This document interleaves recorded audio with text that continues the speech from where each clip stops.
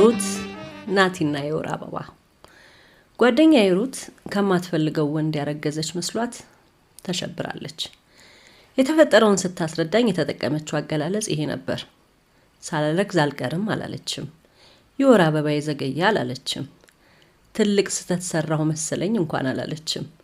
አንድ ረቡዕ ከሰዓት በቢሮ ስራ እየተዋከብኩ ደወለችልኝና በእናትሽ ከማይሆን ሰው ቀብ ሳላረግ አልቀረሁም ተረባብሻለሁ አለችኝ። እንዲህ ስትለኝ አለቃዬን ጨምሮ ከ7 ሰዎች ጋር የምጋራው ምንም ግድግዳ በሌለበት ልቅ ቢሮ ስለነበርኩ ለወሬዋ የሚመጥን ምላሽ ልሰጣት አልቻልኩም። ዙሪያ ገባይን ቃኘት ታደረኩና በሹክሹክታ የት እንዳለች ጠየቅኳት። ስራ መስራት ስላቃተኝ አመመኝ ብዬ ቤት ነኝ አለችኝ። ሁኔታዬ ስለገባት ከስራ ስትወጪ ቀጥታ ወደ እኔ ነይ፣ ፕሬግናንሲ ቴስት ከፋርማሲ ይዘሽ፣ አንድ አይደለም ደግሞ 2-3 ብላ ጨመረች። ሌላስ ስላት ሌላ ደግሞ ለመፍረድ እንዳትቸኩይ፣ በዚህ ጉዳይ ላይ ምንም አይነት ምክርም ሆነ አስተያየት እንዳትሰጪኝ አለች። ለምን ሲባል ነው አስተያየት የማልሰጥሽ? ምክንያቱም የምትይኝን ሁሉ አስቀድሜ አውቃለሁ። አሁን የሚያስፈልገኝ ይሄን ከባድ ጊዜ አብሮኝ የሚሆን ጓደኛ ብቻ ነው። ካንቺ በቀር ሌላ ሰው የለኝም። ፕሊስ እንዳትመክሪኝ፣ እንዳትፈርጅብኝ። ኦኬ፣ አሁን ማውራት አልችልም፣ ስደርስ እንነጋገራለን አልኳት ነገሩ ሳይዋጥልኝ። ከስራ እንደወጣው መገናኛ አካባቢ ካለ መድኃኒት ቤት ጎራ ብዬ 2 የቤት ውስጥ የእርግዝና መመርመሪያዎችን ገዛው። ሁለቱም ማሸጊያዎች ላይ ነፍሰ ጡር በመሆናቸው የተደሰቱ የሚመስሉ ሴቶች ምስሎች ነበሩባቸው። በደስታ የሚያበራ ፊታቸው ከሩት ሁኔታ ጋር አልሄድ ብሎኝ ግራ ተጋባው። ሳያስቡት አርግዘው ካልፈለጉት ጸንሰው የፈሩ የሚደነገጡ ሴቶች ምስል ያለበት ይኖር ይሆን? ሩት የምትኖረው ፍየል ቤት አካባቢ ባለ 1 መኝታ ቤት አፓርትመንት ውስጥ 4ኛ ፎቅ ላይ ነው። የህንጻው ሊፍት አንድም ቀን ሲሰራ አይቼው አላውቅም። የሚገባና የሚወጣውን ሰው ሁሉ በጥርጣሬ የሚመለከት ጎልማሳ ዘበኛ አለው። ገና ስገባ ገላመጠኝ። ችላ ብዬው ደረጃዬን ጀመርኩ። እያለከለኩ ሩት ደጃፍ ላይ ደርሼ በሩን ስትከፍትልኝ ሰውነቷን የዋጠ ሰፊና ረጅም ግራጫ ቲሸርት ለብሳ አገኘኋት። የቀዳማ ፊቷ ከዚህ ቀደም አይቼው በማላውቀው ሁኔታ ድካምና ጭንቀት ተጭኖታል። ገና ከመቀመጤ 2 ነው የገዛሽው አለችኝ። አዎ። ኦኬ፣ ጨርሼ ከማበዴ በፊት ቢያንስ 2-3 ጊዜ አይተን እናረጋግጥ ብዬ ነው። ቆይ ግን ከዛ በፊት ለመሆኑ ፔሬድሽ ስንት ቀን የዘገየችብሽ ስል ጠየቅኳት። 8 ቀን በቁሟ ቁልቁል እያየች ይመለሰች። ሳምንት? ይሄ ሁሉ ግርግር ለሳምንት ነው? እንጂ ደግሞ ሳምንት እኮ ረጅም አይደለም፣ ያን ያህል የሚያስደነግጥም አይደለም። ዝም ብለሽ ነው የተጨነቅሽው። ወይኔ ለኔ በጣም ረጅም ነው ታውቂያለሽ። የኔ ከ28 ቀን ግማሽ ሰዓት እንኳን አታሳልፍም። አንድም ቀን ዝነፍ ብላ አታውቅም። በጤናዬም አይደለም። በዛ ላይ ሁኔታዋን ስመለከት ለወትሮ ሩት ቀላሉን በማክበድና ቀጥታውን በማጠማዘዝ የምትታማ ሰው ስላልሆነች ጭንቀቷ ከልብ የመነጨና መሰረት ያለው እንደሆነ ገባኝ። የቀድሞ ፍቅረኛዋ ስም እንደ አብዛኞቹ መርዝ ልውስ የቀድሞ ፍቅረኞች ናቲ ይባላል።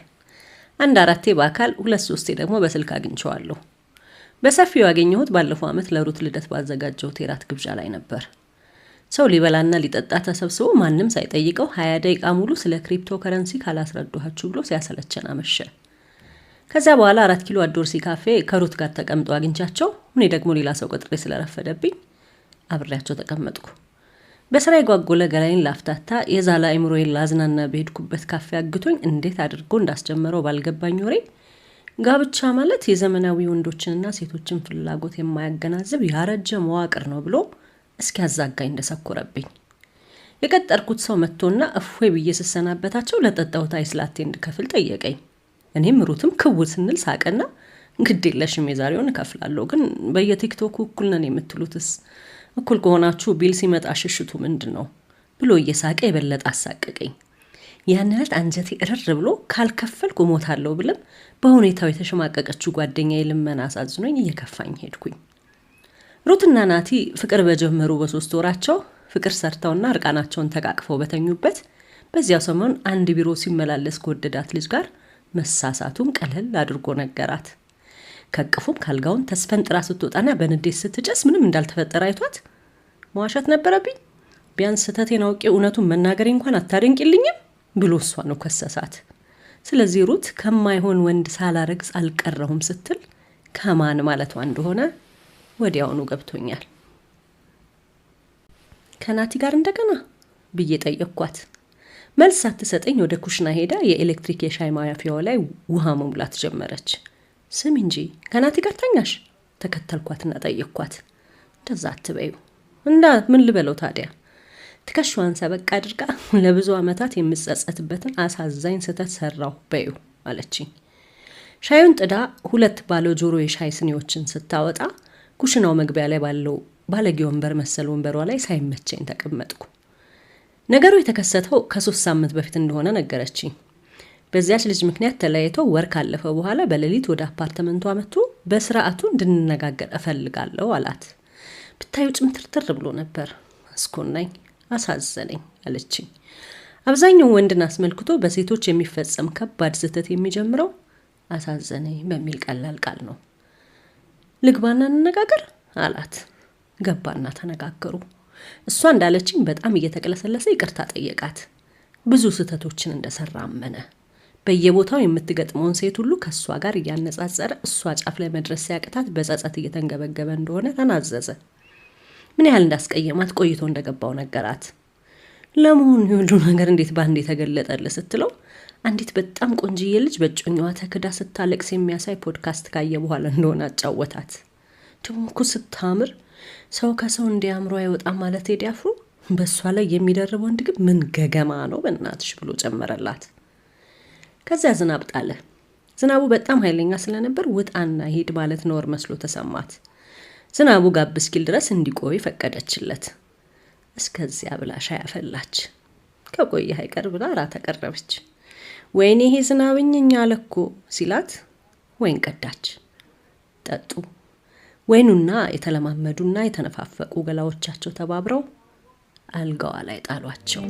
ኮንዶምም አልተጠቀማችሁ ስል ጠየቅኳት።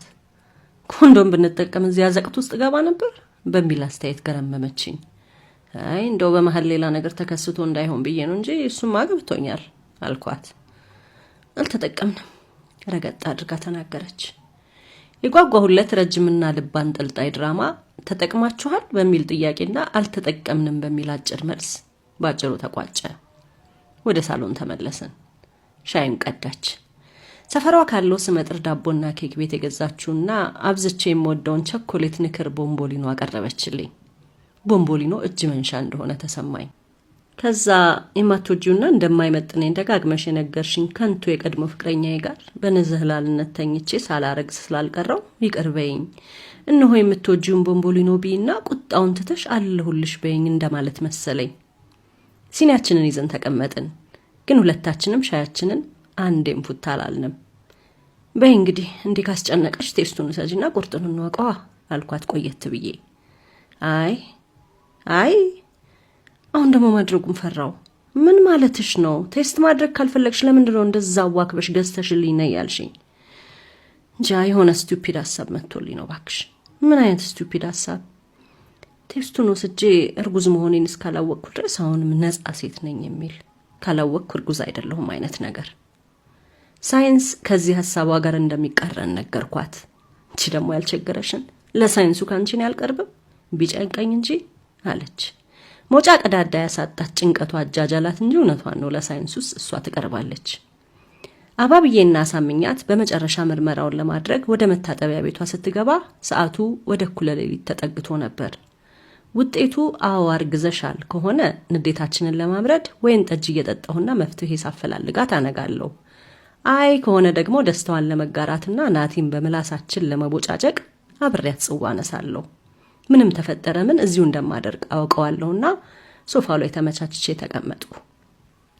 እየተቁነጠነጥኩ ሶፋው ላይ በተቀመጥኩበት ከመታጠቢያ ቤት ቧንቧ ከፍታ ውሃ ስታፈስና ከዋናው መንገድ ህንጻው ላይ እየነጠረ የሚመጣውን የመኪናዎች ጥሩምባ አዳምጣለሁ።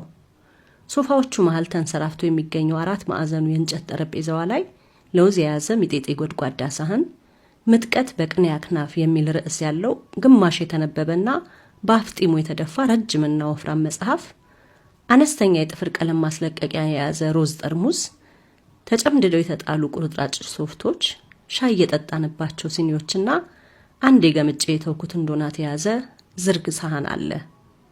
ሁሉም ተራና የመደበኛ ህይወት አጃቢ ነገሮች ሆኑብኝ። በዚህችው ቅጽበት በ3 ወይም በ4 እርምጃ ርቀት በሚገኘው መታጠቢያ ቤት ውስጥ ሁሉን ነገር ድብልቁልቁል ሊያወጣ የሚችል ክስተት እየተከናወነ ስለመሆኑ የማያሳብቁ ተራ ኮተቶች። ሩት ነጩን የፕላስቲክ ዘንግ ጫፍ ይዛ ወደ ሳሎን ስትወጣ የሞት ፍርዷ እስኪፈጸም በመጨረሻ ሰዓቷ ላይ የምትጠባበቅ ፍርደኛ ትመስል ነበር። 3 ደቂቃ ጠብቁ ይላል አለችኝ ሶፋው ላይ ቁጭ እያለች።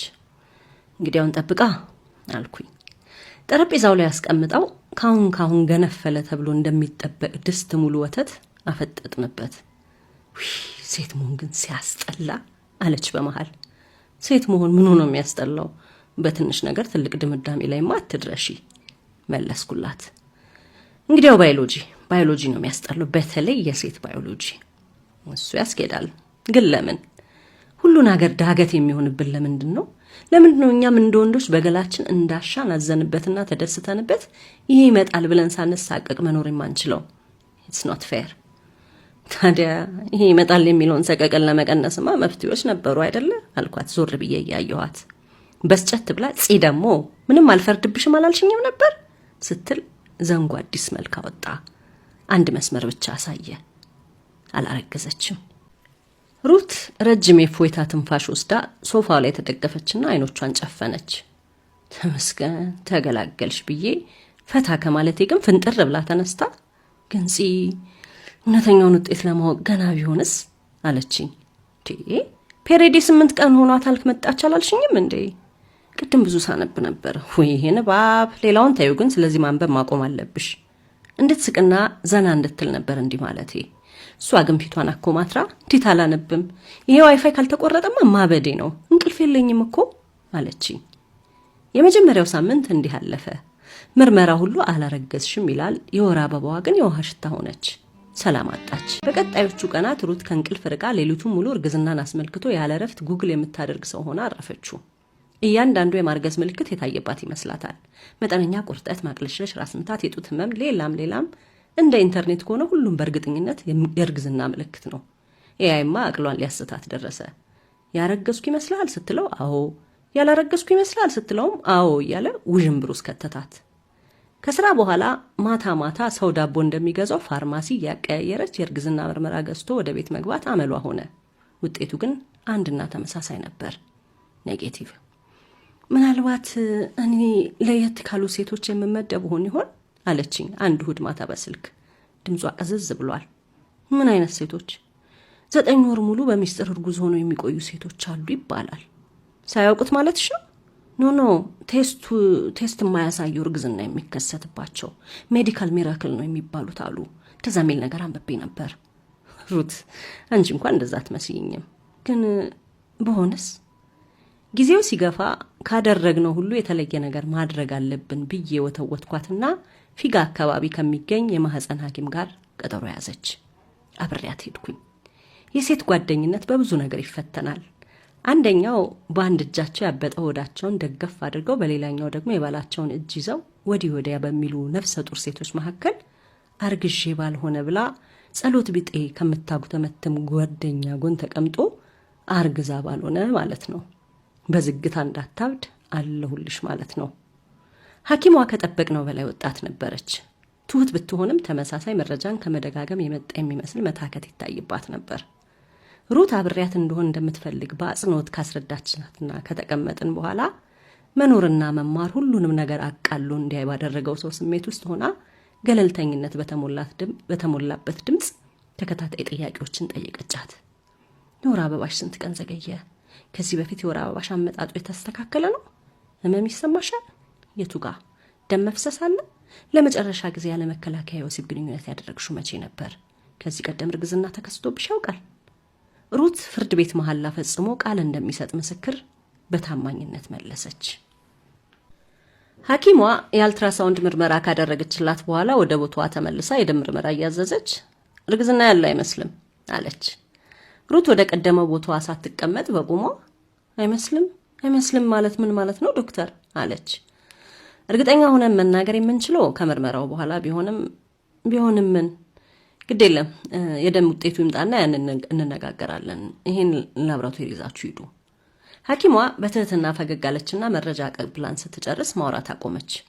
እኔ ተነስቼ የሩትን እጅ ይዤ ለመውጣት ስሰናዳ ሐኪሟ ያልተፈታውን የሩት ፊት ስታይ ሀዘን ቢጤ የተሰማት መሰለኝ። ክፉኛ መጨነቅም የወር አበባን ሊያዘገይ ይችላል አለች። የወር አበባን ሊያዘገዩ የሚችሉ ምክንያቶች ብዙ ናቸው። የሆርሞን መዛባትም ሊሆን ይችላል። የሴት ሰውነት ኮምፕሊኬትድ ነው ብላ ጨመረች። በሰሩት ስራ መሸማቀቅስ የወር አበባን ሊያዘገይ ይችላል? ሩት እንዲህ ብላ ጠየቀች። እኔም ሐኪሟም ደንገጥ አለን። አጣድፌ ይዣት ወጣሁ። ሐኪሟ በስተመጨረሻ ያለቻቸው ነገሮች ውጤት እስኪደርስ ድረስ አበረታቷት። የደም ምርመራው ውጤትም ኔጌቲቭ ሆኖ ተገኘ። ሩት ግን እፎይ ከማለት ይልቅ ተናደደች። ተዩ ድሮም አውቄው ነበር አለችን ቤት ደርሰን ከመግባታችን። ምኑን አውቀሽ የነበረው? ገላዬ ነው እየቀጣኝ ያለው የገዛ ሰውነቴ። ማለት ያንን ሁሉ ነገር ላደረገኝ ከንቱ ሰው ዳግመኛ አሳልፌ ስለሰጠሁት አዝኖብኝ ነዋ፣ ድጋሚ ስላረከስኩት። የዛን ቀን ሁኔታዋ ስላስፈራኝ እሷ ቤት አደርኩ። ይሄ ሁሉ ሲሆን የወር አበባዋ ከተጠበቀችው በ2 ሳምንት ዘግይታ ነበር። ናቲ ወደ ሩት ታሪክ የተመለሰውም ይሄኔ ነው። ለካስ ሩት ስለተፈጠረው ነገር ነግራው ነበር። ለምን እንደዚህ እንዳደረገች አላውቅም። ምናልባት እውነትም ጽንስ ይዛ ከሆነ አባት ነውና የማወቅ መብት ስላለው ይሆናል። ምናልባት ሁለታችንም በሰራነው ስራ እሱ ተደስቶ ሲያበቃ እኔ ለብቻ ያበሳይን የማየው ለምንድን ነው ነግሬው እሱም ይጨነቅ ብላም ይሆናል። ምን አለሽ ስል ጠየቅኳት። አንድ እጇን አይኖቿ ላይ ጭና ሶፋ ላይ ተኝታለች። ፔንኪለር የማይበግረው ራስ ምታት አሰቃየኝ ስትል ሳምንት አለፋት። ማንኛውም ነገር ቢሆን አብረን እንወጣዋለን አለኝ። ተይ እንጂ ይሄማ ጥሩ ነው፣ እየበሰለ ነው ማለት ነው። ባክሽ ደግሞ እያወቅሹ እንደማታውቂውማ አትሁኚ። ናቲ ነው የሚበስለው ጥሬውን የበሰበሰ። ተይ ሰው መቼም እያደር መቀየሩ አይቀርም። እሱን ተይው። ግን ባዶ እጁ መምጣቱ ነው የገረመኝ። ምን ይዞልሽ መጣ? 2 ኪሎ ሙዝ። ሰላም ሳይሆን ፖታሺየም የሚያስፈልገኝ ይመስል ሳኩኝ። ደግሞ ምን ቢለኝ ጥሩ ነው? ሩት ቀጠለች። እርጉዝ ከሆንሽ አገባሻለሁ። ጋደም ካልኩበት ቀና ብዬ ተቀመጥኩ። እውነት እንደዛ አለሽ? አዎ። እናስ? እና ምን? አንቺ ምን ተሰማሽ? ሊያስመልሰኝ ነበር። ፈገግ አልኩ። ቋቅ ነው ያለኝ። እሱ ባለው ነገር ይሁን የእውነት እርጉዝ ስለሆንክ እንጃ ብቻ አቅለሸልሸኝ ነው የምልሽ። ግን ምን አልሽው አንቺ? ምን እለዋለሁ? እውነት ግን አንተ የሚያስብ አንጎል አለ አልኩታ። ያን ሁሉ ነገር አድርጎኝ ገና ተሳስቼ ስላረገዝኩለት ኃጢአቱ ሁሉ በልጅ የሚሰረይለት መስሎት ነው። ምናልባት ግን እኮ ትክክለኛውን ነገር ለማድረግ እየሞከረም ይሆናል። ሩትዬ እዛው ባለበት ያደርገውና ምንድን ነው ትክክለኛውን ነገር ማድረግ እኮ ድሮ ነበር። አሁንማ ጊዜው ረፈደ። ድሮ ነበር ትክክል መሆን። ሩት በንዴት ስትንጨረጨር የችግሩን እውነተኛ ምንነት ያየሁት በዚች ቅጽበት ነበር። ጓደኛዬ በሰራችው ስህተት እፍረትና መሸማቀቅ የተሰማት አርግዣለሁ ብላ ስላሰበች አልነበረም። ሩት አርግዞ መውለድን ወልዶ ማሳደግን በብቸኝነት ልትወጣው የሚያስችል ቁመና ያላት ሰው ናት። ሳታገባ ወለደች የሚሉ ሀሜተኛ ምላሶች ሰብሮ የሚጥሏት ልፍስፍስ ሴትም አይደለችም። ልትቋቋመው ያልቻለችውና እንዲህ ለሳምንታት ያቃወሳት ጉዳይ ማርገዟ ሳይሆን ከናቲ ማርገዟና በዚሁ ሰበብ ከሱ ጋር ለዘላለም በልጅ ገመድ መታሰሯ ነበር። እና ደግሞ እኮ ቀኑን ሙሉ ነው ቴክስት የሚልክልኝ አለች ትንሽ ቆይታ። ምን አይነት ቴክስት? በላሽ፣ እረፍት ለማድረግ ሞክሪ፣ ከፈለግሽኝ አለው፣ ቡና እንዳትጠጪ፣ ከባድ ነገር እንዳትሸከሚ። ፊቷን እያኮሳተረች መለሰች። ከተሸከምኩት ነገር በላይ የሚከብድ ነገር እንዳለ ሁሉ ከባድ ነገር አትሸከሚ ይለኛል። ወገኛ ደሞ ገስዋት ዋት አልኩ። የሚቀጥሉን ቀጠሮዬን አብሬሽ ልምጣ አላለኝም? እንዴት ነው ታዲያ አንቺ እንዲመጣ ትፈልጊያለሽ? ደግሞ እንደዛ ከሚሆን መንታ ፍየሎች አምጬ ቦል ይሻለኛል። ከት ብዬ ሳቅኩ። እሷም እየሳቀች ትራስ ወረወረችብኝ። ሳቋን አፍቆኝ ነበር። ከ2 ቀን በኋላ ናቲ ደወለልኝ። ከዚህ በፊት ያወራ ነው በሩት ስልክ ስለነበረ እኔን ስልክ ቁጥር እንዴት እንዳገኘ አላውቅም። ጽዮንዬ አለኝ። ይሄ ግራ ተጋብቼ ሃይ ናትናኤል ደህና ነህ አልኩት። በእኔ ቤት ስሙን ባለማቆላመጥ እየቀጣሁት ነበር። ደህና ነኝ ጽዮኔ። እኔ ዝም ስለው እንዴት ነሽ አለኝ። ምን እንዴት ነሽ አለሁ። ተጨንቄያለሁ አልኩት ቆጣ ብዬ።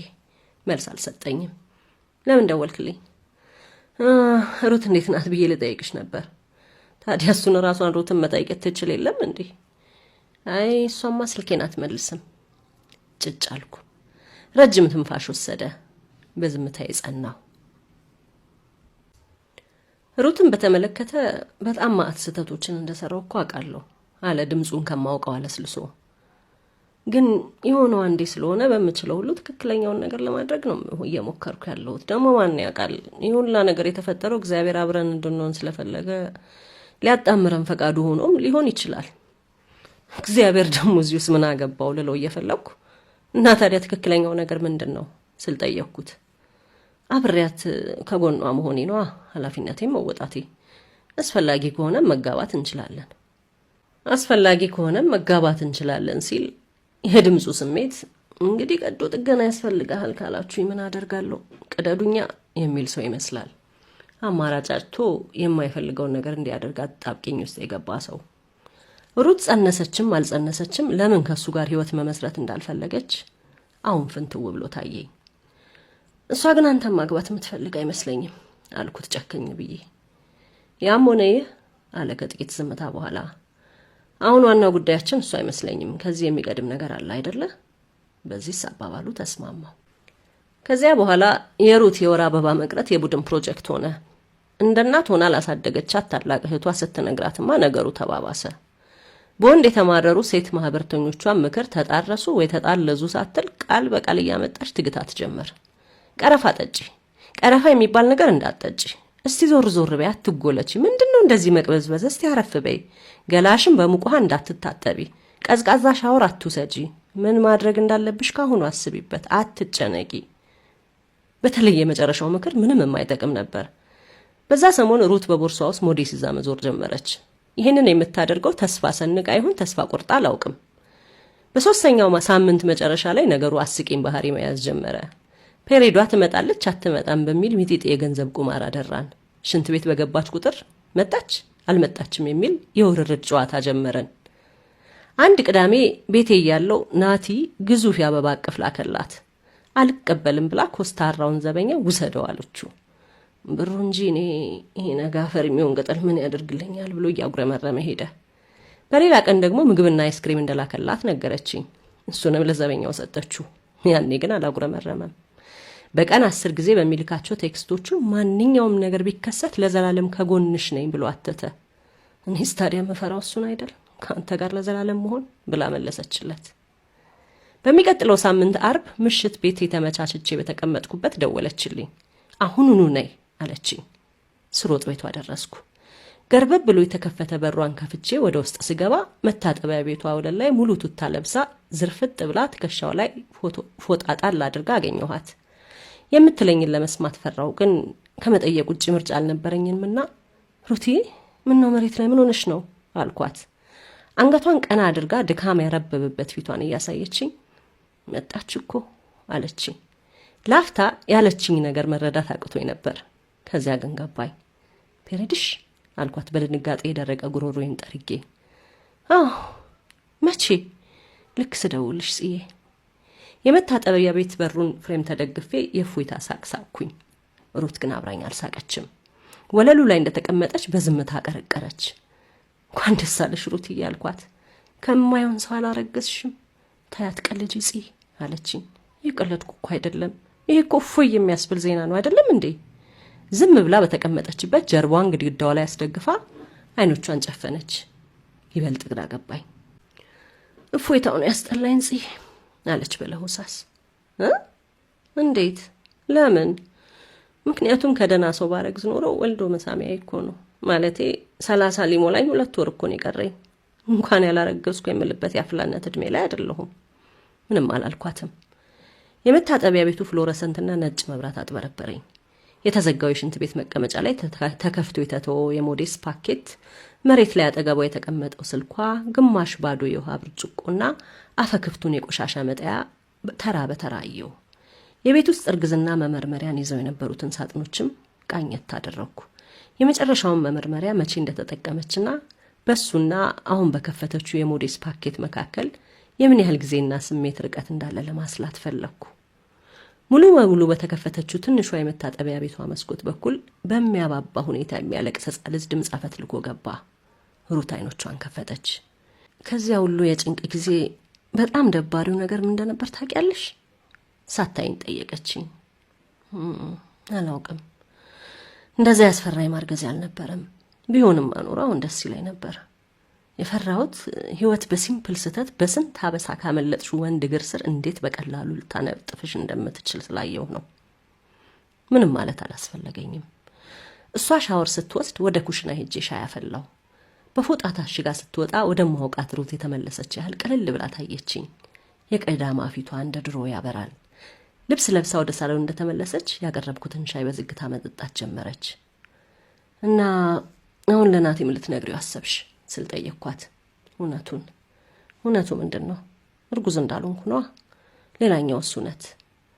መልሱ እዚያ ውስጥ ያለ ይመስል ወደ ሲኒዋ ውስጥ ተመለከተች። ደም ስጥ እንደተባለ ሰው አገባሻለሁ ሲለኝ ለእኔ ምንም ፍቅር እንደሌለው እንዳወቅኩና እንደቆረጥኩለት ሜቢ አለች። ጭንቅላቴን በስምምነት ነቀነኩ። አስቢበትና ነገ አውሪው ስላት አሻፈረኝ ብላ እኔው እዛ ያለው ቴክስት ልትልክለት ስልኳን አነሳች። ከመላኳ በፊት ድምፅ አውጥታ ስላነበበችልኝ የላከችለትን መልእክት አውቃለሁ። ሃይ ናቲ፣ እርጉዝ አይደለሁም። ደግሞ እባክህን እኔም ማግባት ትልቅ መስዋዕትነት መክፈል እንደሆነ አድርገህ ማውራትህን አቁም። ደስ አይልም። መልካም አዳር፣ መልካም ኑሮ። ከላከችው በኋላ ለጥቂት ጊዜ ስልኳን ስክሪት በዝምታ ተመለከተች። ትንሽ አበዛውት እንዴ አለችኝ። ሲያንሰው ነው ባክሽ አልኳት። ከ10 ደቂቃ በኋላ መልስ ሰጣት። ሩትዬ ደህና በመሆንሽ ደስ ብሎኛል። ነገሩን አባብሽው ከሆነ በጣም ይቅርታ። ካነበበችልኝ በኋላ ስልኩን ባፍጢሙ ጠረጴዛው ላይ ደፍታ ይሄኔ እኮ ለጥቂት ተረፍኩ ብሎ እየጠጣ ነው። በሱ ቤት አለውልሽ ብሎ ወንድ ተጫውቷል አለች። ያው መቼስ አልኳት። ምንም ያው መቼስ የለውም ባክሽ አለች። ሲፈልግ ታንቆ ይሙት። ከሳምንት በኋላ ሩት ጸጉሯን ተሰራች። ናቲን ሁሉም ቦታ ብሎክ አደረገችው። ሩት አሁን ደህና ትመስላለች። ምናልባት ከደህናም በላይ ሳትሆን አትቀርም። ነገር ግን አልፎ አልፎ ሻይ እየጠጣን ሳለ ጨዋታው ወደ የቀድሞ ፍቅረኞች፣ ወደ ልጅ መውለድና እናት መሆን የሄደ እንደሆነ ያንን ከባድ ወር ታነሳዋለች። ማህፀኔ ከናቲ ጋር ለዘላለም ሊያጣብቀኝ የሞከረበት ጊዜ ትዝ ይልሻል ብላ ትስቃለች። አዎ ብዬ በሳቅ አጅባታለሁ። ዘግተሽ የወጣሽውን በር አስከፍቶ ከውስጥ ሊዘጋብሽ ነበር ብዬ ጨምራለሁ። የሆነ ሆኖ ሩት የናፈቀችውን የወር አበባዋን ተቀብላ የጠላችውን ናቲን ከህይወቷ እስከ ወዲያኛው ያስወጣችው እንዲህ ነበር።